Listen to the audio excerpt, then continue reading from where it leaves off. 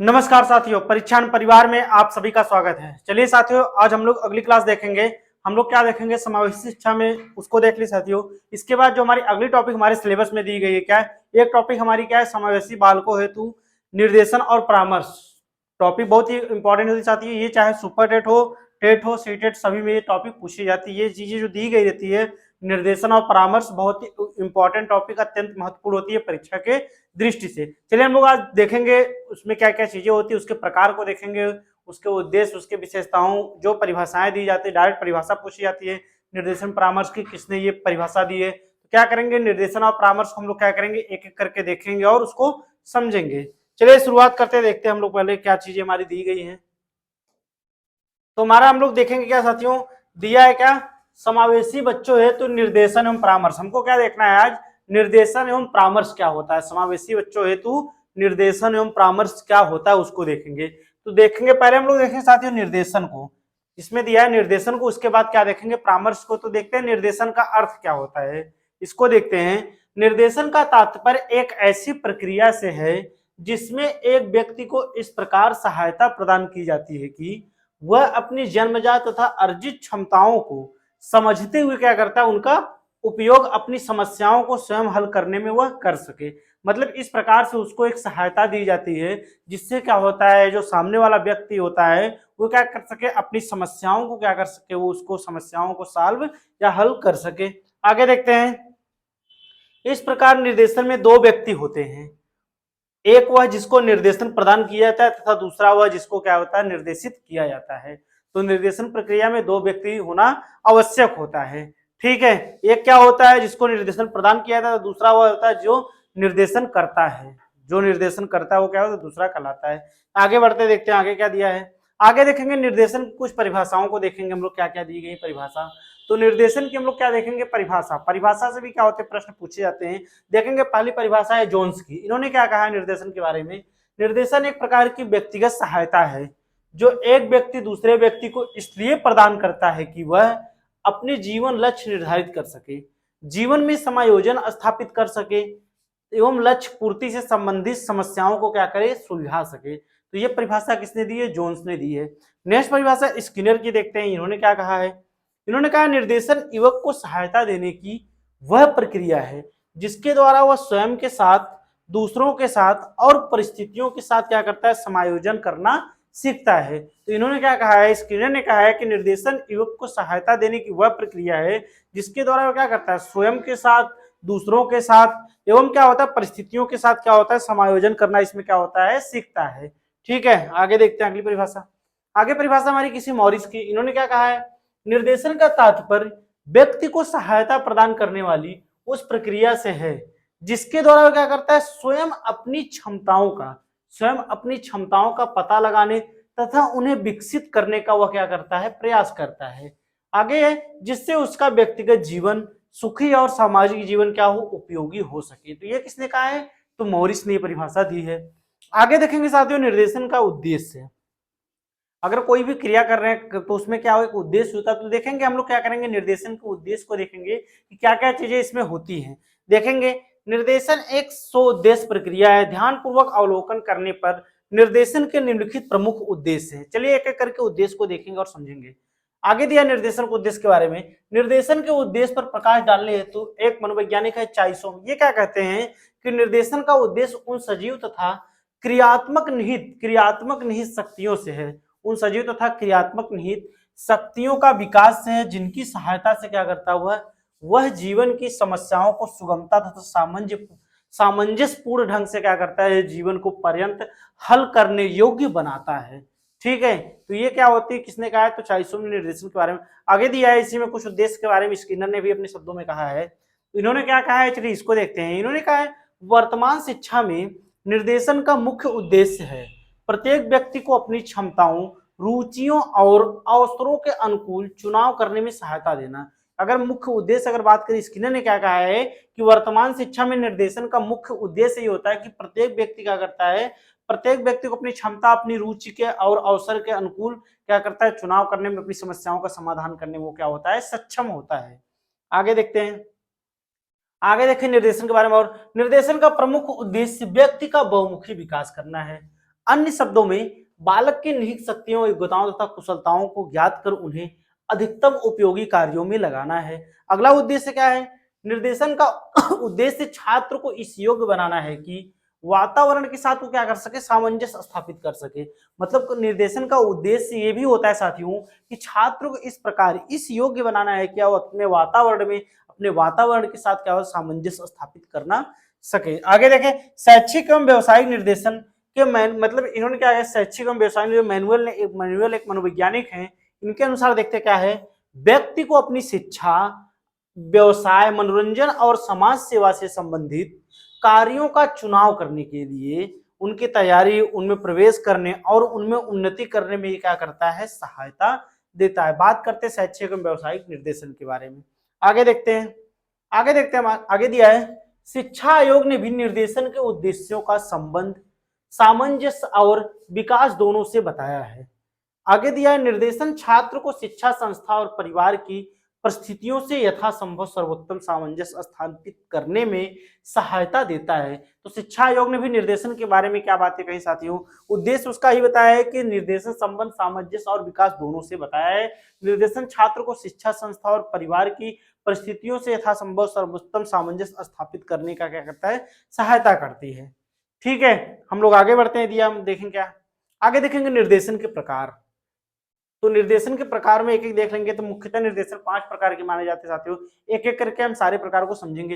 पहला है व्यक्तिगत निर्देशन, दूसरा है शैक्षिक निर्देशन, तीसरा है स्वास्थ्य निर्देशन और चौथा हमारा है सामाजिक निर्देशन और पांचवा है व्यवसायिक निर्देशन। तो चलिए हम निर्देशन प्रकार में 5 प्रकार के निर्देशन जो होते हैं उसको क्या करेंगे, जैसे व्यक्तिगत, शैक्षिक, स्वास्थ्य, सामाजिक और व्यवसायिक, एक एक करके उसको समझेंगे। तो पहला देखेंगे व्यक्तिगत निर्देशन क्या होता है। पहला हमारा क्या है, व्यक्तिगत निर्देशन। इसके बारे में हम लोग देखते हैं क्या है। यह निर्देशन व्यक्तिगत कठिनाइयों से संबंधित होता है। इसमें निम्नलिखित बातों का होना आवश्यक होता है। देखते हैं कौन कौन सी बातें। निर्देशन व्यक्तित्व वाले में छात्रों को उनकी समस्याओं का ज्ञान कराना और उन्हें समुचित निर्देशन देना। व्यक्तिगत निर्देशन में क्या होता है, जो छात्र होते साथियों उनको क्या है ना, उनकी समस्याओं का समाधान करने के लिए उनको ज्ञान कराना और समुचित निर्देशन देना। आगे है छात्रों के संतुलित विकास में सहायता करना। नेक्स्ट हमारा है छात्रों को अध्ययन के संबंध में मार्गदर्शन करना। मतलब कोई भी छात्र किसी भी समस्या, उसको कोई भी टॉपिक समझने में या पढ़ाई लिखाई से रिलेटेड किसी भी चीज में कोई समस्या और उसको क्या करना, एक मार्गदर्शन के रूप में कार्य करना। आगे छात्रों को वातावरण सामंजस्य स्थापित करने में व्यक्तिगत रूप से सहायता करना। ठीक है, आगे बढ़ते हैं, देखते हैं क्या हमारा है। दूसरा है देखेंगे शैक्षिक निर्देशन। शैक्षिक निर्देशन क्या है, इसमें एक परिभाषा है जोन्स के अनुसार। शैक्षिक निर्देशन के परिप्रेक्ष्य में जोन्स ने क्या बातें कही, चलिए उसको देखते हैं। तो इनकी परिभाषा को हम लोग देखते हैं। इन्होंने क्या कहा है कि शैक्षिक निर्देशन का अर्थ उस व्यक्तिगत सहायता से है जो छात्रों को इस कारण से प्रदान की जाती है कि वे अपने लिए उपयुक्त विद्यालय, पाठ्यक्रम, पाठ विषय एवं विद्यालय जीवन का चयन कर सके और उनसे समायोजन कर सके।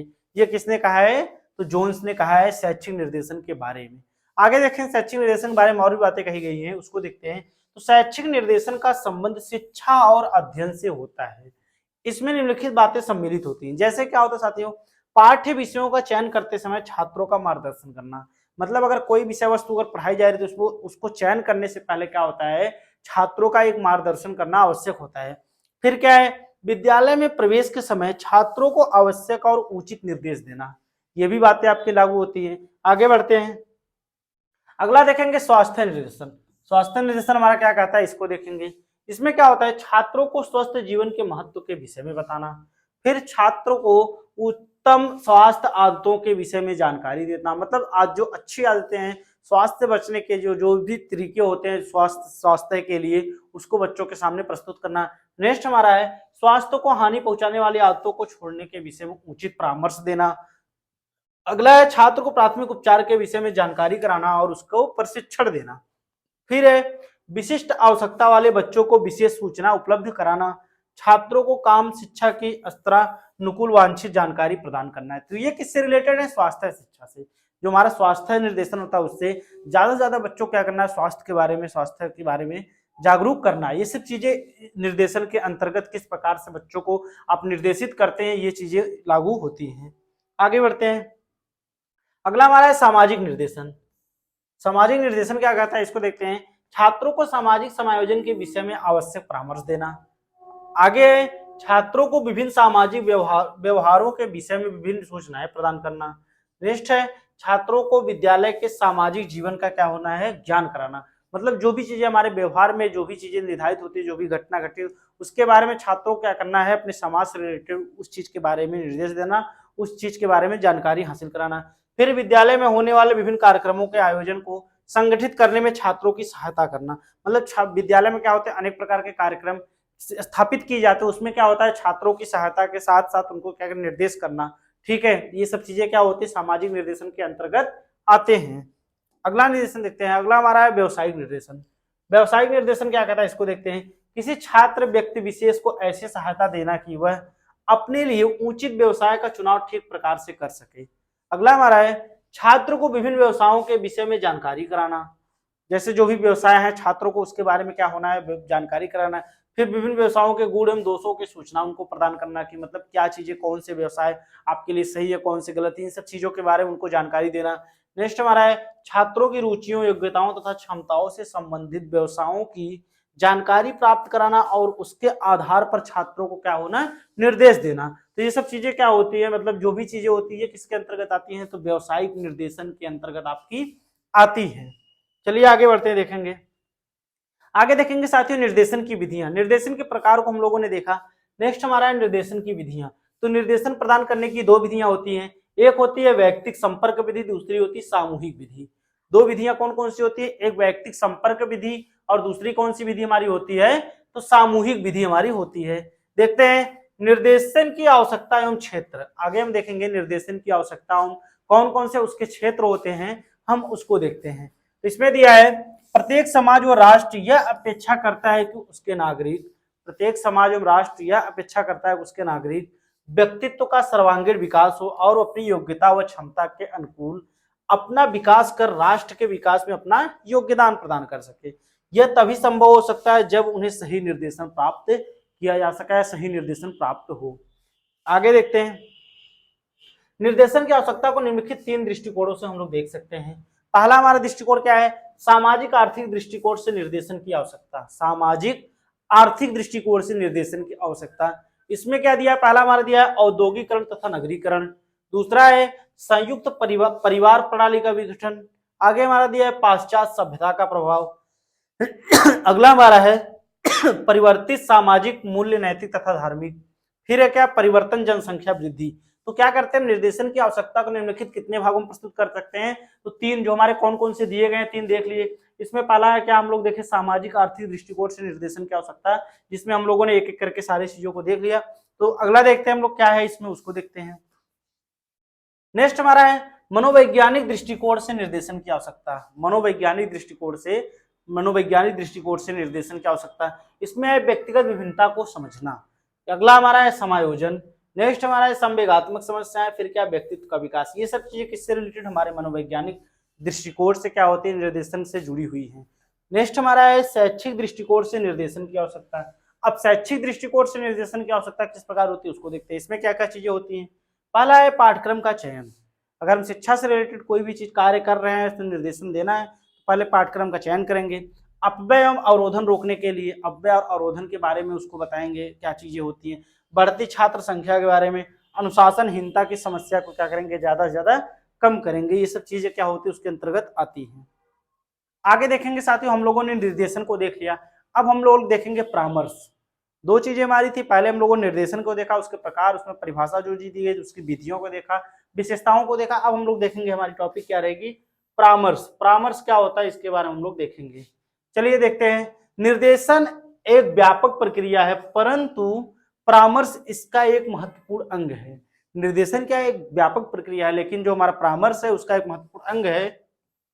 परामर्श के बिना निर्देशन का उद्देश्य पूर्ण नहीं हो सकता। परामर्श शब्द दो व्यक्तियों से संबंध रखता है, जैसे परामर्शदाता तथा परामर्श प्रार्थी या परामर्श चाहने वाला। ठीक है, दो शब्द इसमें होते हैं, एक परामर्शदाता, एक परामर्श प्रार्थी। ठीक है, इसमें दो चीजें आते हैं। चलिए आगे बढ़ते देखते परामर्श के बारे में। आगे देखेंगे परामर्श चाहने वालों को कुछ समस्याएं होती है जिनका समाधान वह अकेले नहीं कर सकता है। इन समस्याओं के समाधान के लिए उसे किसी दूसरे व्यक्ति के सुझाव की आवश्यकता होती है, और यह सुझाव ही हमारा क्या कहलाता है, परामर्श कहलाता है। मतलब किसी व्यक्ति को कोई समस्या हो रही है तो क्या करता है, अपनी समस्या का समाधान स्वयं से मतलब नहीं कर पाता, तो उसको क्या होता है, इन समस्या का समाधान करने के लिए उसे किसी और व्यक्ति की आवश्यकता होती है, और जो सहायता वो करता है, जो आवश्यकता होती है, जो सुझाव वो देता है, वही हमारा क्या कहलाता है साथियों, परामर्श कहलाता है। आगे देखेंगे दिया हमारा परामर्श की परिभाषा। परामर्श की परिभाषा में पहली परिभाषा देखते हैं, बर्नार्ड तथा फुलमर के अनुसार इन्होंने क्या कहा है कि बुनियादी तौर पर परामर्श के अंतर्गत व्यक्ति को समझना और उसके साथ कार्य करना होता है, जिससे उनकी आवश्यकताओं, अप्रेरणाओं और क्षमताओं की जानकारी हो, और फिर उसे उनके महत्व को जानने में क्या होती है, सहायता मिलती है। अगली परिभाषा देखते हैं। नेक्स्ट परिभाषा है डॉक्टर सीताराम जायसवाल। इन्होंने क्या कहा है, इन्होंने कहा है कि निष्कर्षतः कहा जा सकता है कि परामर्श का मूल तत्व दो व्यक्तियों के बीच ऐसा संपर्क है जिसमें एक व्यक्ति दूसरे व्यक्ति को स्वयं को समझने में क्या होता है, सहायता देता है। ठीक है। नेक्स्ट परिभाषा है मायर्स की। इन्होंने क्या कहा है, परामर्श का तात्पर्य दो व्यक्तियों के संपर्क से है।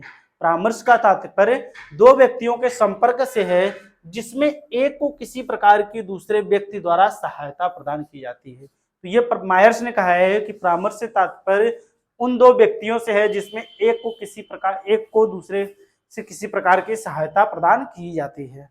आगे देखते हैं अगली परिभाषा रॉबिन्सन की। इन्होंने क्या कहा है, परामर्श शब्द दो व्यक्तियों की संपर्क की उन सभी स्थितियों का समावेश करता है जिनमें एक व्यक्ति को उसके स्वयं के एवं वातावरण के मध्य प्रभावशाली समायोजन प्राप्त करने में क्या होती है, उसको सहायता की जाती है। ये किसने कहा है, तो रॉबिन्सन ने कहा है। आगे देखेंगे साथियों परामर्श के उद्देश्य।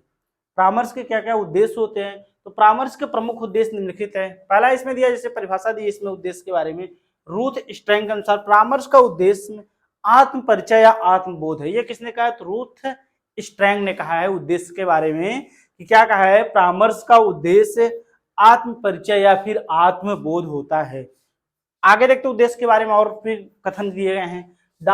इसमें डंसमूर के अनुसार इन्होंने कहा परामर्श का उद्देश्य छात्र को अपनी कठिनाइयों को हल करने की योजना बनाने में क्या करता है, सहायता देता है। कि परामर्श का उद्देश्य जो होता है वो छात्र को अपनी कठिनाइयों को हल करने में सहायता देता है। अगली परिभाषा है रॉबर्ट्स की। इन्होंने क्या कहा है कि परामर्श का उद्देश्य परामर्श लेने वाले छात्रों को अपनी शैक्षिक, व्यावसायिक और व्यक्तिगत समस्याओं को समझने में क्या होता है, सहायता देना है। तो ये रॉबर्ट्स की अगला दिया है, देखते हैं क्या दिया है। जेपी अग्रवाल ने क्या कहा है इसके बारे में उद्देश्य में, तो परामर्श का उद्देश्य है छात्र को अपनी विशिष्ट योग्यताओं और उचित दृष्टिकोणों का विकास करने में सहायता देना। तो ये जेपी अग्रवाल ने क्या कहा है, परामर्श के उद्देश्य में इन्होंने बातें कही है। आगे है अगला उद्देश्य, छात्र को अपनी योग्यताओं, रुचियों तथा कुशलताओं को समझकर अपनी समस्याओं का समाधान करना चाहिए। छात्रों क्या होता है साथियों, अपनी योग्यताओं, रुचियों, कुशलताओं इत्यादि को ध्यान में रखकर अपनी समस्याओं का समाधान करना चाहिए। नेक्स्ट हमारा है छात्र को अपनी समस्याओं का समाधान करने में इस प्रकार सहायता प्रदान करना है कि उसमें बिना किसी सहायता लिए फिर समस्या का समाधान करने की योग्यता का क्या उसके अंतर्गत विकास हो। ठीक है, ये कुछ उद्देश्य दिए गए हैं परामर्श के। आगे देखते हैं, आगे देखेंगे साथियों परामर्श के प्रकार। हम लोगों ने उद्देश्य देख लिया, उसके बाद देखेंगे परामर्श के प्रकार। परामर्श के प्रकार कौन कौन से होते हैं, जिसमें पहला है नैदानिक परामर्श। नैदानिक परामर्श के बारे में जानते हैं। नैदानिक परामर्श का संबंध व्यक्ति के सामान्य कार्य संबंधी असमायोजनों से है। इसमें साधारण कार्य संबंधी असमायोजन का निदान एवं उपचार किया जाता है। तो नैदानिक परामर्श के अंतर्गत ये आता है। आगे है मनोवैज्ञानिक परामर्श। परामर्शदाता विभिन्न मनोवैज्ञानिक विधियों का प्रयोग कर परामर्श प्रार्थी की कठिनाइयों को समझने का प्रयास करते हैं। ठीक है, ये किसमें है, तो मनोवैज्ञानिक परामर्श में होता है। अगला देखते हैं, अगला है शैक्षिक परामर्श। शैक्षिक परामर्श क्या होता है, शैक्षिक परामर्श छात्र को शिक्षा एवं अध्ययन में सफलता प्राप्त करने तथा पाठ्यक्रमों एवं विषयों का उचित चुनाव करने के लिए दिया जाता है। ये कौन सा परामर्श होता है, शैक्षिक परामर्श होता है। अगला है सामाजिक परामर्श। इसका उद्देश्य प्रार्थी को सामाजिक कुशलताओं का विकास करने में क्या होता है, सहायता देता है। ये हमारा कौन सा होता है, तो सामाजिक परामर्श। अगला हमारा कौन सा, व्यवसायिक परामर्श। व्यवसायिक परामर्श क्या करता है कि व्यवसायिक परामर्श हमारा क्या कहता है, व्यक्ति की उन समस्याओं का समाधान करने में सहायता करता है जो जो किसी व्यवसाय के चुनाव या उसकी तैयारी करते समय उसके सम्मुख क्या हो आती है। तो ये किसने कहा है, तो व्यवसायिक परामर्श के अंतर्गत ये चीजें आती हैं। आगे बढ़ते हैं, आगे देखेंगे परामर्श की विधियां। प्रकार के बाद हम लोग देखेंगे परामर्श की विधियां। तो छात्रों को परामर्श प्रदान करने के लिए दो विधियां कौन कौन, एक व्यक्तिगत परामर्श, एक क्या है, समूह परामर्श।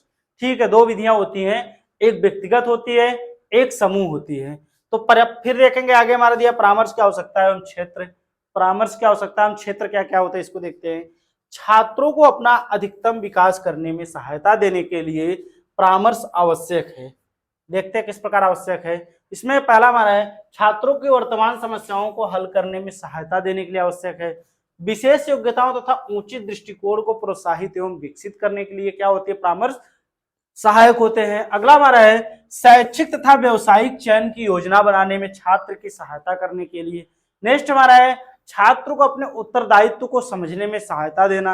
अगला है छात्रों को सामाजिक और संवेगात्मक सामंजस्य स्थापित करने में उसको क्या होता है, सहायता देना। ये चीजें क्या होती हैं, परामर्श के जो हमारे उद्देश्य होते हैं उसके अंतर्गत आते हैं। तो साथियों आज हम लोगों ने क्या देखा, हम लोगों ने देखा क्या, निर्देशन और परामर्श, दो चीजें जो पूछी जाती है काफी बार परीक्षा में, हम लोगों ने उसको क्लियर कर लिया। तो आप हमारे चैनल को अगर सब्सक्राइब नहीं किए तो हमारे चैनल को सब्सक्राइब कर लें, वीडियो को लाइक करें, कमेंट करें और वीडियो को हमारे वीडियो को ज्यादा से ज्यादा क्या करें, शेयर करें। तो साथियों आपको कोई भी डाउट हो तो कमेंट सेक्शन में पूछ सकते हैं। हमारा साथ देने के लिए आप सभी का बहुत बहुत धन्यवाद।